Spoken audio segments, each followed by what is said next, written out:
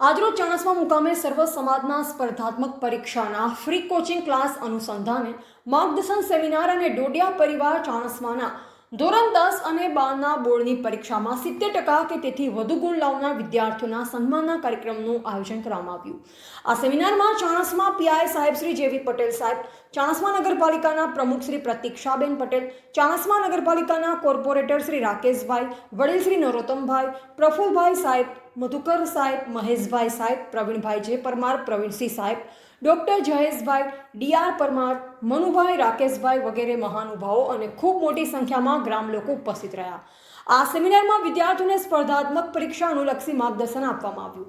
આ સેમિનારનું આયોજન રતિભાઈ, મનીષભાઈ, અમિત, હાર્મિસ, મેહુલ, સંજયભાઈ, ભરતભાઈ, સમસ્ત ડોડિયા પરિવાર ચાણસ્મા, સમગ્ર અનુજાતીય યુવા મિત્ર અને શિવમ ક્લાસીસ ચાણસ્માના સંયુક્ત ઉપક્રમે આયોજન કરવામાં આવ્યું। ધ ગુજરાત લાઈવ ન્યૂઝ સાથે રિપોર્ટર વસંતભાઈ પંચાલ, પાટણ। પીઆઈની મેં લગભગ 3 પરીક્ષા આપી, 3 પરીક્ષા મેં આપી છે ડાયરેક્ટ પીઆઈની, એમાં 2 ઇન્ટરવ્યૂ આપ્યા છે અને આરએફ હું પાસ હતો પીઆઈ સિવાય, એટલે ટોટલ મેં લગભગ 9 જેટલા ઇન્ટરવ્યૂ આપ્યા છે જીપીએસસીની એક્ઝામના। અને મારો એક જ ઉદ્દેશ હતો ને એક જ મંત્ર હતો મારી તૈયારીનો કે પેપર પ્રેક્ટિસ।